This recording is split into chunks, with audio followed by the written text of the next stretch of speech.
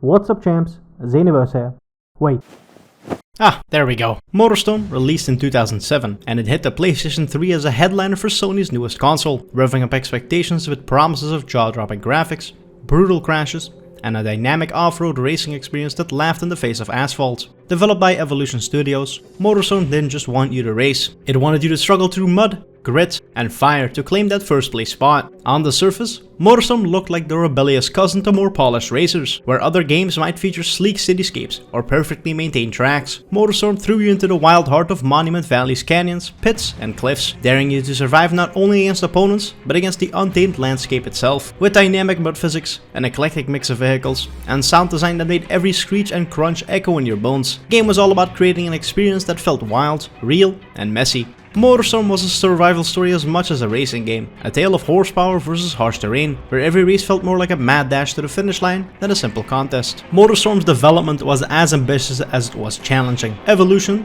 previously known for their World Rally Championship series, aimed to push boundaries and redefine off-road racing on the new PlayStation 3. From the start, they envisioned a game that didn't just look impressive, but felt raw, unpredictable, and alive. To achieve this, the team embarked on a journey of technological innovation, particularly around creating hyper-realistic environmental physics, an open-ended track system, and visual effects that would make players feel the chaos of racing through dirt, mud, and sand at breakneck speeds. Developing for the PS3 Cell processor was no easy feat. The Cell architecture was notoriously complex, and Evolution Studios faced a steep learning curve to harness its full potential. With MotorStorm, they weren't just looking to make a good game, they wanted to set a visual and technical standard for what the PS3 could do. The team spent countless hours optimizing performance, wrestling with the processor to ensure that the dynamic mud physics, destructible environments, and real-time deformations ran smoothly. The development was grueling, with the team essentially forced to rewrite the rules of off-road racing on console from the ground up.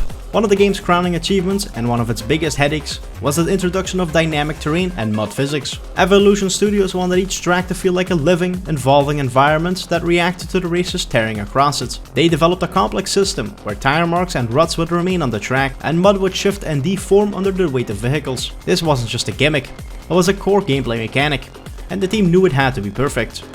Getting the mud to look and act convincingly, while still keeping the game running smoothly, required countless tweaks and adjustments. The result was a technical marvel that added a level of realism and unpredictability to each race. Players couldn't just memorize the track, they had to adapt to it as it changed lap after lap.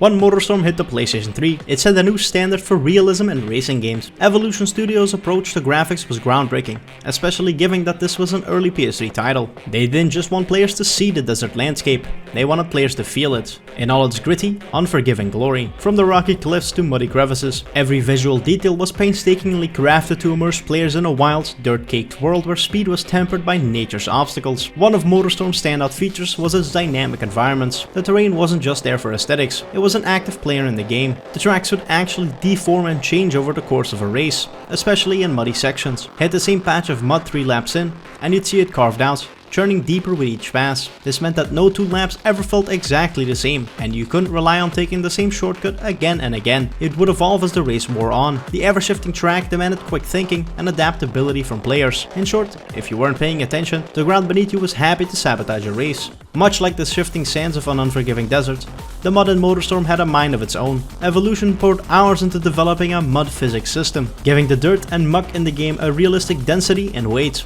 This wasn't just a cosmetic effect. Each vehicle interacted with the mud differently. Motorcycles would skitter and slide, buggies would carve narrow trenches, and larger rigs would create deep ruts that could throw other vehicles off balance. The effect was as impressive as it was infuriating. 1 second, you're cruising along. The next, you're spinning out, heading face first towards the nearest wall as other racers blaze past.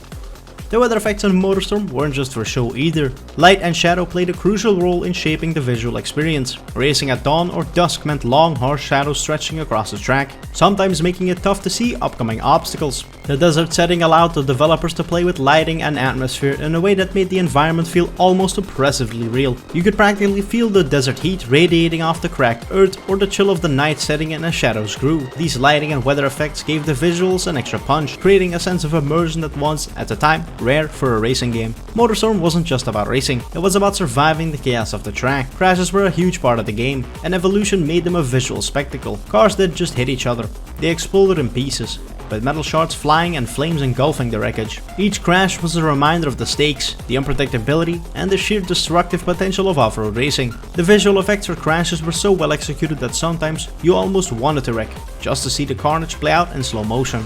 Perhaps the most impressive aspect of MotorStorm's visuals was the attention to small details. Every time a tire spun through mud, you could see bits of dirt flying into the air. Every rock kicked up by a speeding car would bounce and roll, creating a world that felt truly alive. You could almost smell the dirt, feel the dust settling on the track, and imagine the crunch of gravel under your tires. These small touches contributed to an experience that felt immersive, gritty, and yes, even a little bit exhausting, in the best way possible.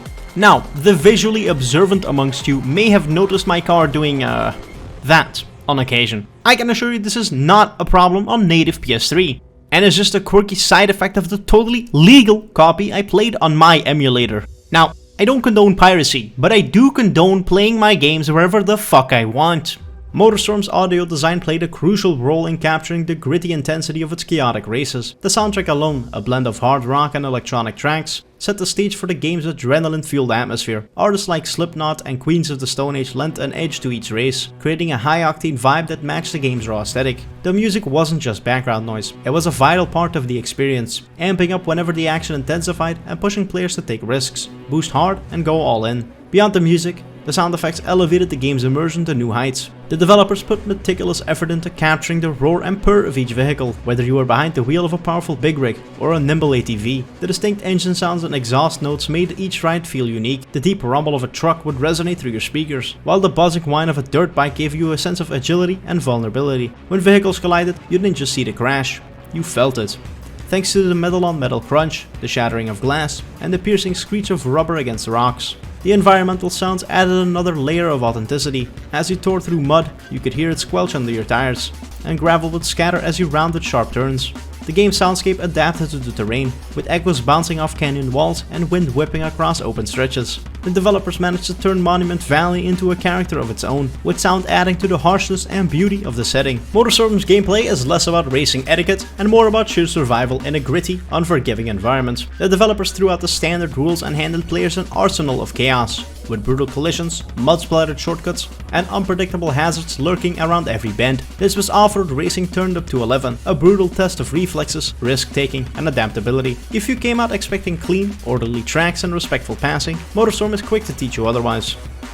One of MotorStorm's most memorable features is its diverse range of vehicle types, each with its own strengths, weaknesses, and unique feel. Players can choose from dirt bikes, ATVs, rally cars, buggies, racing trucks, mud pluggers, and big rigs. Each class has a specific role to play on the track. Dirt bikes and ATVs are fast and nimble, able to weave through tight spaces and take smaller, hidden routes. Rally cars and buggies offer a balanced combination of speed and durability.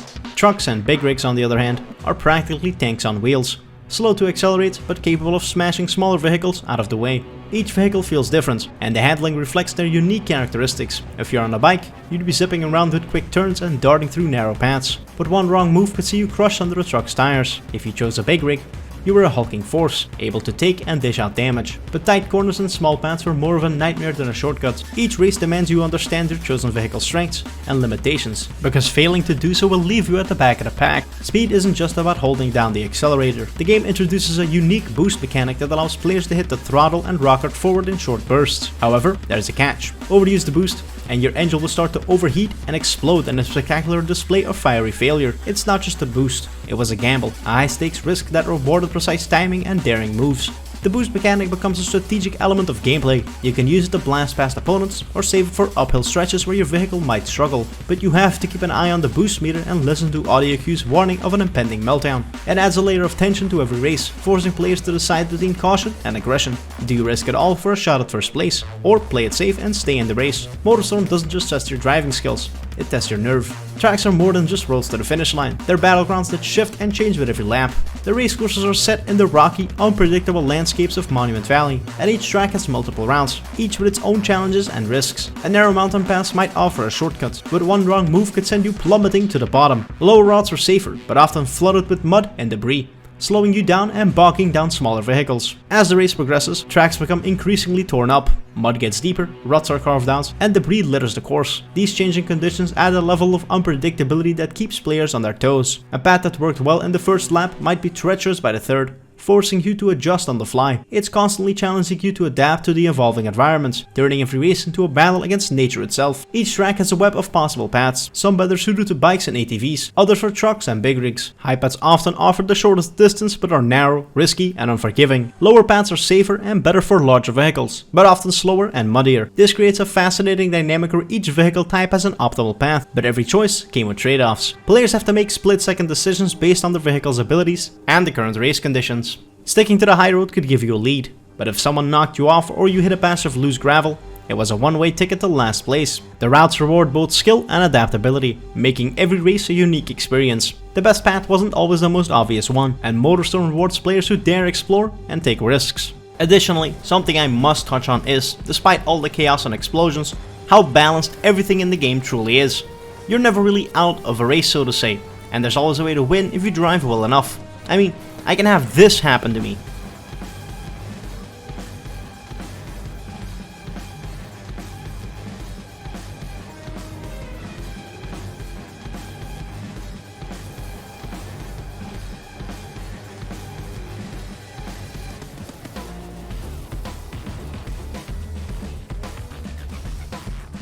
And still take first? That's good fucking game design right there. And lastly, if there's one thing that MotorStorm makes players remember, it's the crashes. The game doesn't just treat crashes as setbacks, it turned them into a visual and auditory spectacle. When you went off the track, hit a rock, or collided with another racer, the game would slow down to show every grim detail. Metal would bend, tires would fly, and the screen would fill with flames and debris. The crashes are so intense that sometimes I almost didn't mind losing a spot. Seeing the wreck play out was half of the fun. The game's physics engine made every crash feel unique. The trajectory of your vehicle, the point of impact, and the environment all played a role in how each wreck unfolded. And while crashing was punishing, it was also a reminder of MotorStorm's brutal, no-holds-barred attitude. This wasn't just a race, it was a gauntlet. And only the toughest came out the other end. In true arcade-style spirit, MotorStorm didn't bother with a deep narrative. There was no protagonist with a backstory, no villain, except for the rubber-banding AI maybe, and certainly no grand quest for redemption. The premise was as simple as it was effective. You're a racer at the MotorStorm Festival, an insanely over-the-top event held in the fictional Monument Valley, where only the bravest or most reckless would dare participate. The lack of a traditional storyline might sound underwhelming, but in MotorStorm, the festival setting was its own story, creating a vibe and an atmosphere that needed no further explanation. The MotorStorm Festival was more than just a race. It was a gritty celebration of speed, power, and chaos.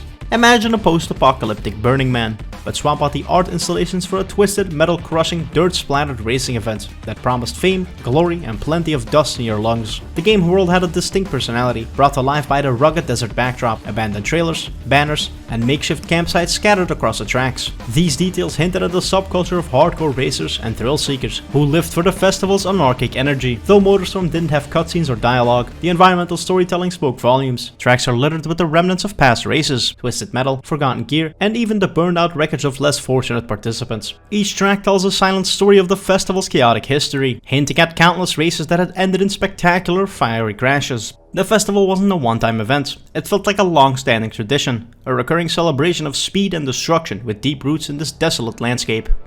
From the towering rock formations to the dusty canyons, Monument Valley itself felt like a character in the game. It was as if the land had witnessed every collision, every explosion, and was shaping itself around the brutal sport it hosted. There was an unspoken lore here, a sense that MotorStorm was less about winning and more about proving yourself against both nature and fellow racers. In this world, survival itself was a victory, and every lap was another line in the festival's unwritten history. MotorStorm was both a technical marvel and a brutal thrill ride, which players and critics took notice of. When it released in 2007, it received widespread acclaim for its groundbreaking graphics, intense gameplay, and innovative use of the PlayStation 3's hardware. The visuals were particularly praised, with reviewers lauding the game's dynamic mud physics and destructible environments as a new benchmark for realism in racing games. MotorStorm made it clear that next-gen racing wasn't just about looking sleek, it was about visceral immersion in an unpredictable world of high-stakes off-road chaos. Critics and fans alike found MotorStorm's approach to racing refreshing. In a genre filled with polished, highly technical simulators and traditional racers, MotorStorm's messy, aggressive, high-octane style was a breath of fresh air.